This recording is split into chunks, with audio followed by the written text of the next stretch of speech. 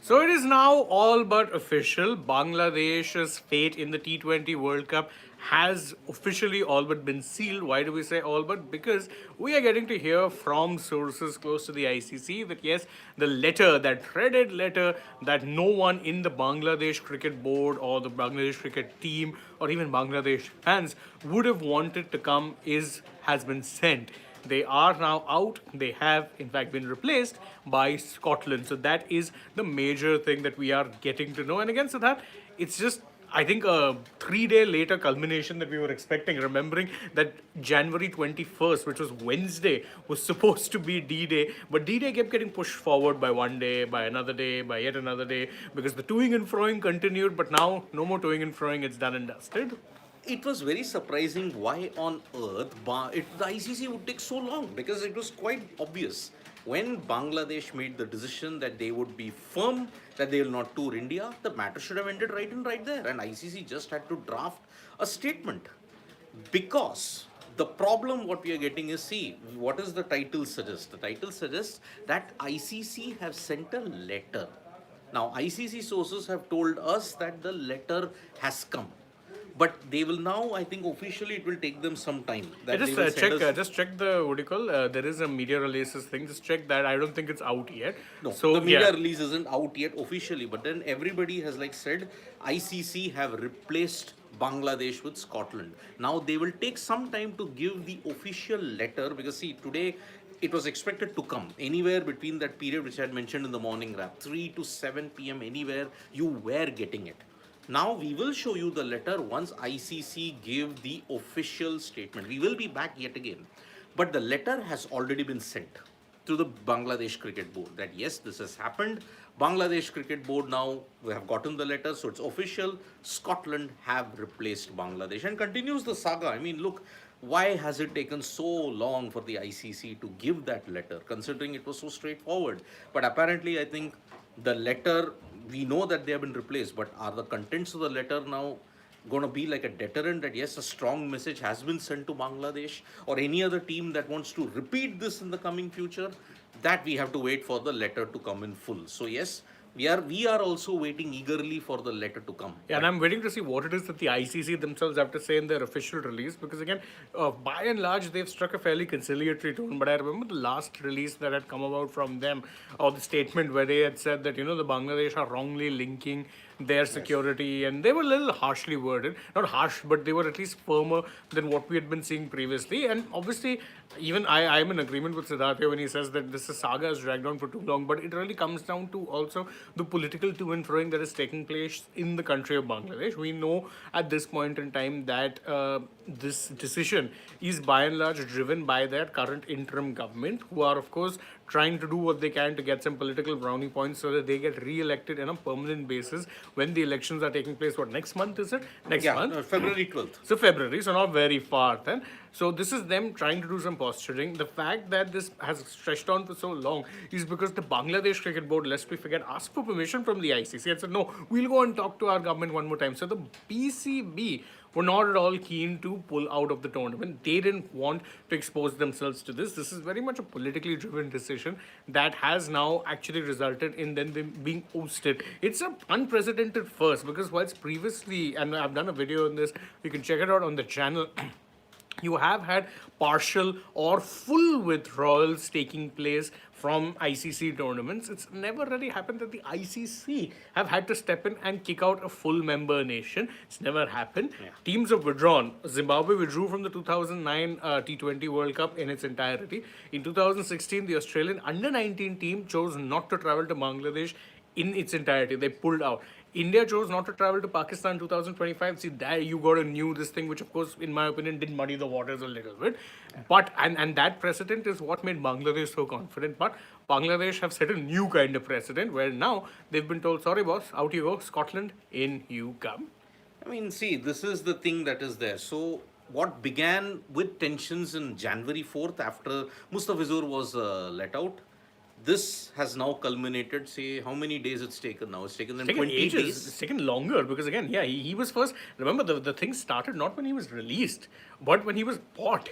Just a few days later, you saw political tensions flare up, and then politicians in India started talking about how is it that you have a Bangladeshi playing, yada yada. That is what, in fact, started the pressure. Yeah. The BCCI instructed KKR, release Mustafizur, you'll get the money back, you can sign a replacement. They haven't signed a replacement yet. But that was really the starting point to it all. And then, since then, it reached a point where the T20 World Cup in itself was threatened. Exactly. So it's a sorry saga that has developed. I mean, look, politics from both sides of the spectrum have really won out.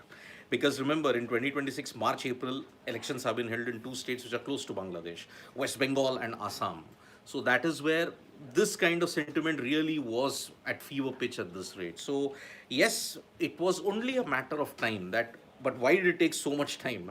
Unless they have drafted a statement which has sent a very strong message to Bangladesh, unless we are indeed thinking, oh, what is going to happen to Pakistan? Maybe it has got something to do with Pakistan. But then also understand one thing, the Pakistan Cricket Board never released any official statement. So that is why this is a big, big issue. And Bangladesh, yeah, they've shot themselves in the foot because yes, linking a T20 development, a local T20 development to an ICC event is next level delusion. So, whatever be it, who started the fire? That is the debate that all is polarizing opinion on social media. Was it Bangladesh's thing that yes, they were persecuting the minorities, and then India's knee jerk reaction? Because remember, the IPL, BCCI, the government at the time of the mini auction didn't give any formal directive. You knew that there were tensions. Why couldn't the government have been in consultation with the IPL and everything saying, no, boss, you can't get Bangladeshi players in the pool? But again, foresight and all those things, it's just not going to happen at this point in time. So, yeah, Bangladesh stand to lose about 27 million and their income for 2026 is going to reduce by 60%. That is the problem that we are looking at. So, yeah, not good at all. This has been a very sorry saga. As somebody said, as Syed Ashraful Haq, the ex-BCB secretary said, we may have won a political fight, but we have lost the cricket war. That is absolutely true. And in fact, as someone was pointing out, there could very well be some sort of a response from Pakistan, or they're waiting very cheekily for a response. I don't think they're going to do much. The sad reality about this entire thing is that Pakistan kind of sold Bangladesh down a river. They said that, oh, we'll back you, we'll do this, we'll do that. And in the end, they did technically back them. They gave them that vote. But then that was the only thing really when it came down to it as far as their backing was concerned, because they didn't have any clout to try and change the decision. And that is the reality. The decision was never going to be changed in that regard. It was never going to be, them trying to pull out some political cloud, because again I think the threat was that they'll pull out of the World Cup and then you won't get India Pakistan, and that would be enough of a deterrent. The ICC called their bluff out very badly in that regard. I mean, we have seen two instances of political interference in the last 1 year. Bangladesh's current status is currently very, very, if you look at it, blatant political interference, because the sports advisor has told the players, no, you are not going to go. So they are following the diktat of the government. But the ICC at this point in time is strictly against government intervention, which is why the likes of Nepal, the likes of Zimbabwe, the likes of Sri USA, Lanka, lest we forget. even Sri Lanka, they were suspended for a good period of time. What is different in Bangladesh? What is different with Pakistan, where the PCB patron-in-chief is one of the top political leaders in the country? And See, you the got patron is always the prime minister. Yeah. And in this case, the head is the interior minister. Exactly. The interior minister, for those of you who aren't familiar, and I'm sure you are familiar with it, is basically what the home minister is to India, which is the Exactly. second really most powerful minister aside from a PM. Exactly. So that's why we really don't know what are the sanctions. We'll have to wait for the official full statement to come, because one wonders, why did they take so long? That is the one thing. Either they are drafting a statement which is a strong response, there is another nation that is going to get warned.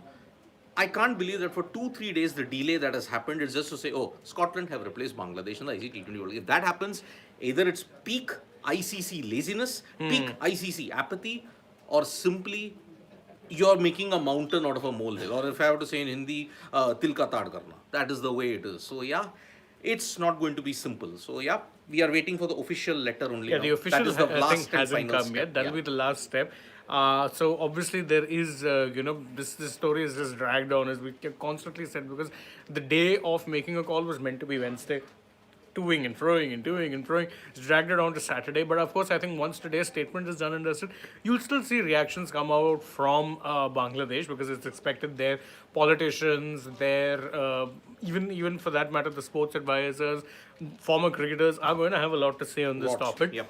But the fact of the matter is that this was a situation, you can say, that was actually, if not started by them, they definitely finished it by actually choosing not to travel. Because again, I don't think there would have been that much of a security concern, not at all. But that is the sad reality of this particular storyline. And as Siddharth said, now the only thing we're waiting for is the official letter from ICC, the official release, which says it's done, Scotland are coming in.